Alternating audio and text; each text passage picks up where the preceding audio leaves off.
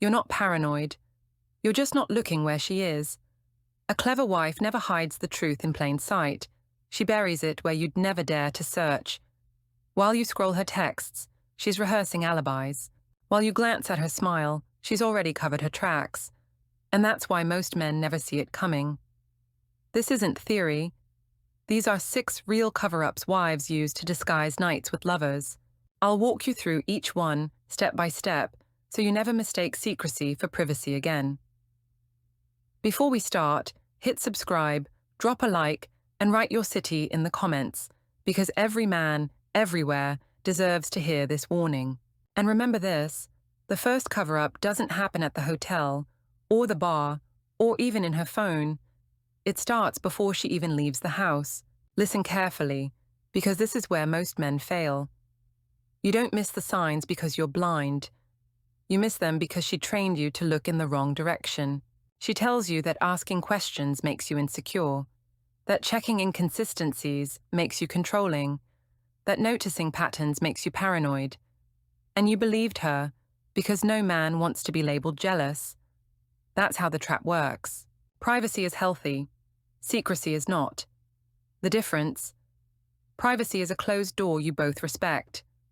Secrecy is a locked vault she dares you to open and then punishes you for touching. The tricks I'm about to expose are not accidents. They're rehearsed, whispered between friends, passed down like gossip recipes. And once you see them, you'll never unsee them. But here's the warning. Guilt isn't the only weapon she'll use. When guilt fails, she'll sweeten the lie. And that's where the real danger begins. The very first weapon she uses isn't a locked phone, a hidden receipt, or some secret drawer. It's your own sense of decency. She flips guilt so fast that you forget why you asked in the first place. You ask a simple question. Who just texted you? She doesn't answer. Instead, she stares back like you've crossed a line. Her voice sharpens. Why are you interrogating me? Don't you trust me?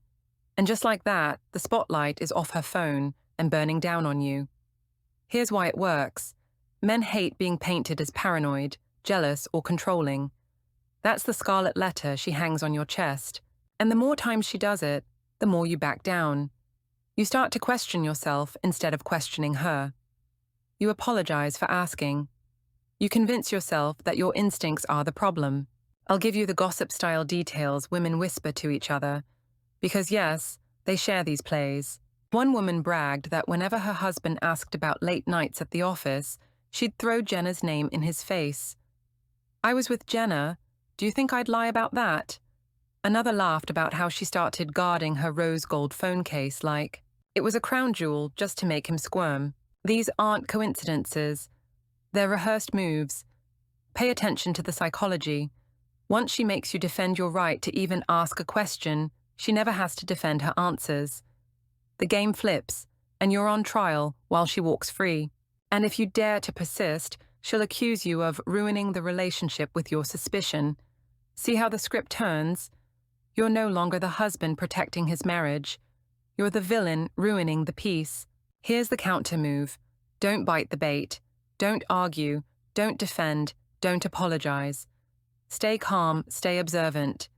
When she pulls the guilt flip, write it down, literally. Note the time, the question, and her response. Because one instance means little, but a pattern means everything. And patterns are what give you clarity. So remember, if every question turns into an argument, the problem isn't the question. It's what the answer would reveal. But guilt isn't her only weapon. When guilt stops working, she'll sweeten the lie. And that's even more dangerous. When the guilt flip starts to lose its power, she doesn't double down on arguments. She changes costumes. She becomes the flawless wife, the partner you always dreamed of, the woman you bragged about to your buddies years ago. This sudden wave of perfection isn't love. It's camouflage. It comes out of nowhere. The week before, she was sharp, distracted, on edge whenever you asked a question. Now, she's glowing, affectionate, overflowing with effort. She cooks your favorite lasagna from your third date, the one you joked she'd forgotten. She leaves your work shirts ironed and stacked, slips little notes into your bag like you're teenagers again, and posts those staged, happy couple photos online with captions about forever love. Why does it work? Because it disarms you. After days of tension, she resets the stage with sweetness, and you want to believe it's real, so badly you bury your instincts. Emotional debt builds quickly. How can you question her after she just went out of her way to please you? You feel ungrateful, even cruel for doubting. That's the trap. Now, here's the gossip detail women whisper to each other. One confessed she always bought her husband a small gift after a night out with the girls. Once it was a watch, another time a book he'd wanted. She said it worked like a charm because he felt guilty for ever suspecting her, even though the boutique receipt tucked under the ribbon showed she'd been shopping for herself that night, not for him. Another woman admitted she lights the same scented candle every time she comes home from somewhere risky. Lavender, calming, romantic. To him, it meant intimacy. To her, it was a smokescreen to relax her own nerves and overwrite whatever scent might have lingered on her clothes. Here's the psychology. Real growth in relationships happens slowly, with transparency and consistency. Sudden perfection is theatre. It's a stage play to buy silence. When affection spikes, only when suspicion rises, it isn't love, it's strategy. Your countermove. Pay attention to timing, not gestures. Ask yourself, does she only turn into the perfect wife right before or right after unexplained absences? Does the extra affection come bundled with late-night work excuses or girls' nights that don't quite add up? If yes, you're not seeing devotion. You're watching damage control. Remember this, when love feels staged, it usually is. And staged love is more dangerous than cold silence, because it makes you doubt yourself at the very moment your instincts are screaming the loudest. And when the theatre of perfection fades, she won't rely on gestures anymore. She'll bring in reinforcements, and those reinforcements wear friendly faces. Here's where it gets dangerous. When perfection can't hold, she recruits a chorus. Friends become her cover, and suddenly every unexplained night has a witness. It's the social shield, the oldest trick in the book, but still one of the most effective. She doesn't just vanish into thin air. No, she's at Myers for wine and girl talk, or helping Jenna through a breakup, or at book club. Notice the strategy. It's never a vague excuse. It's wrapped in detail, layered in credibility, delivered with names and settings. And when you question it, she hits you with the ultimate line. Are you calling my friends liars? Why does it work? Because the moment she drags her friends into it, the battlefield shifts. Now you're not just questioning her, you're insulting a whole circle. And what man wants to be the villain who distrusts her entire social world? The fear of looking controlling silences you. That's the shield. Now for the gossip whispers. One woman bragged that she and her friends run a group chat named Sunset Sisters. When one needed cover, they'd coordinate posts, an Instagram story uploaded hours later with a geotag from a bar they weren't even in anymore. Another admitted she once used her friend's shared Uber account, timing the receipt so it looked like she'd been dropped off at Jenna's apartment. Her husband never noticed the second ride, the one that actually delivered her across town. The psychology is simple. Humans trust numbers. If multiple people confirm the same story, you lean toward believing it. But listen carefully. Synchronized alibis often sound too clean. Same phrases, same excuses, same cheerful, "Of course she was with us" energy. That's your tell. Your countermove? Don't argue with her friends. Don't storm into their group dinners. Stay silent, stay observant. Track the timestamps, the logistics, the patterns. Who texts first? Who repeats phrases? Who suddenly becomes your wife's most convenient companion? Because here's the truth. Real friendships are messy. Stories overlap, details blur, times don't always match. But when everyone is perfectly aligned, that's not friendship, that's rehearsal.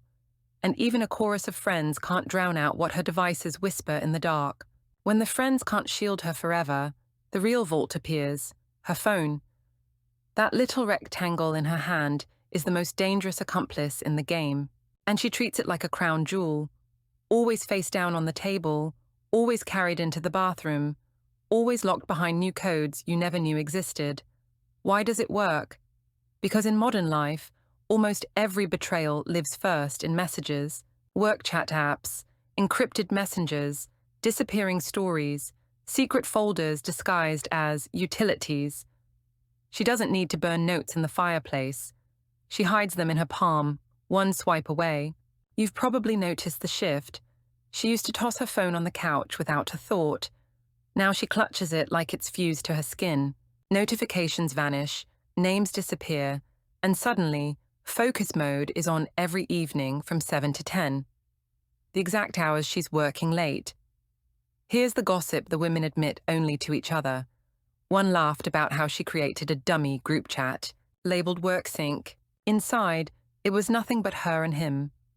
Another confessed she archived an entire hidden photo vault, disguised under a finance app icon, while her husband thought she'd suddenly developed a fascination with budgeting. And yes, another bragged she even bought a second charger, slipped it into her tote, so she never had to risk a dead phone, exposing the wrong notification at the wrong time. The psychology here is sharp. She weaponizes your respect for privacy. She says, "Why are you snooping?" And suddenly you feel like a criminal for wondering why her passwords changed overnight. Privacy is one thing, secrecy is another. And when secrecy starts masquerading as privacy, that's when you need to pay attention. Here's your countermove. Don't demand her phone. Don't chase her into locked screens you'll never open.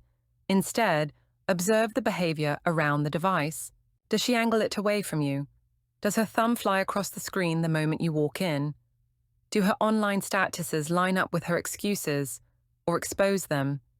That's where the truth leaks through. Remember, it's not about the phone itself. It's about the rituals surrounding it, the silence, the guarding, the sudden obsession with charging and passwords. That's the language of cover-ups. And here's the warning. When her hand can't hide the trail anymore, she'll stash the proof somewhere bigger, rolling on 4 wheels, where you'd never think to look. Because the boldest evidence isn't in her palm, it's hidden in her car. When the phone becomes too risky, she shifts the game. She creates a moving vault, her car. Most husbands never think to check it, and that's why it works. The car is her private shuttle, her unsupervised zone between work and home. And hidden inside those compartments is where the paper trail goes to rest. Here's how it plays out. You've searched drawers, glanced at her phone, maybe even peeked in her purse. Clean. Nothing. But under the driver's seat rail, taped envelopes, behind the glove box manual, folded notes, buried near the spare tire, receipts, SIM cards, even a backup phone. Yes, you heard me. Some women keep an entire second phone tucked in the vehicle. Out of sight, always in reach. One woman admitted she slid printed emails into the same envelope as the car registration papers. Her husband handled that envelope twice, never realizing what else was inside. Another bragged about how a parking stub from a boutique hotel crumbled in the door pocket, until she realized too late her husband found it weeks later. The psychology. The car feels yours together, but in practice, it's her domain. She drives it, she cleans it, she controls the space. You glance casually, but she hides strategically. And because you don't expect evidence in a vehicle, you accept the illusion that nothing exists. Let's add the gossip flavor. A folded napkin with initials and a time scrawled in cheap ink wedged under the mat. A crumpled loyalty card for a restaurant you've never visited together, tucked into the side pocket. Tiny things, left behind because she thought the car was invisible to you. Here's your counter move. If you've searched the obvious places and found nothing, remind yourself, absence in the bedroom doesn't mean absence everywhere. The car is the bridge between worlds. If something feels off at home, but the evidence is missing, chances are it's rolling with her on 4 wheels. Never forget, clean drawers can be a trap. Sometimes the truth isn't erased. It's relocated.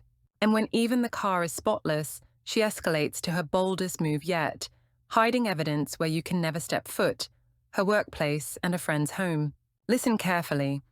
If she's advanced enough to reach the stage, you're no longer dealing with careless slips or lazy excuses. This is the professional league of cover-ups, the vault that doesn't live in your home, or her car, or even on her phone. It lives in places you cannot touch. And that's exactly why it works. First, her workplace. Offices and job sites are fortresses for secrecy. Think about it. Locked desk drawers, filing cabinets, password-protected folders on computers. You can't stroll into her office and start digging without looking insane or even risking your own job. She knows that boundary protects her, and she uses it like a weapon. One woman admitted she stored an entire backup kit in her bottom drawer.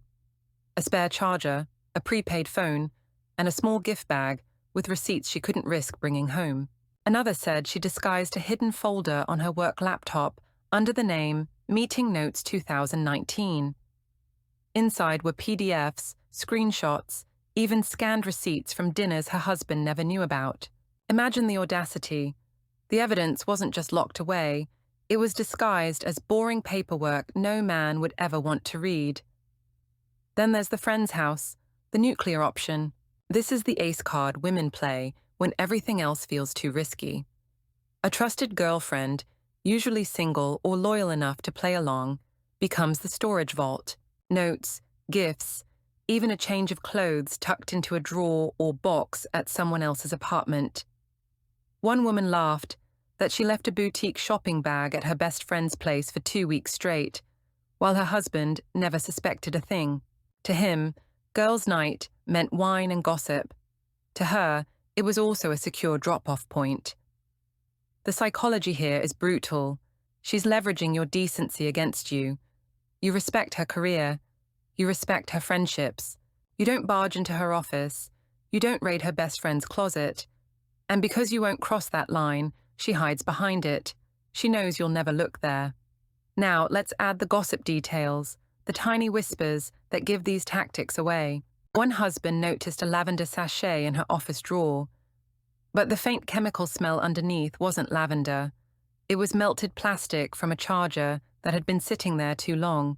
Another found out months later that his wife had a spare house key on her keychain that didn't match any of their locks. When he finally asked, she claimed it was for Maya's apartment in case of emergencies. He didn't push. He should have. Here's your counter move. You can't raid her workplace. You can't search her friend's dresser. And you don't need to. What you track is patterns. Notice the timing. Sudden, late meetings that end just before midnight, frequent girls' nights, perfectly aligned with her guarded phone behavior. Pay attention to repetition. If the same friend's name appears every time she disappears, that's not support. That's a shield. Never forget, when she hides evidence off-site, it isn't gone. It's just relocated, stored where you've been conditioned not to look. And once you see that, the illusion collapses. Because the truth doesn't vanish, it only moves. And now you've seen every layer of camouflage. The question is no longer, is she hiding something? It's, how long will you ignore the pattern?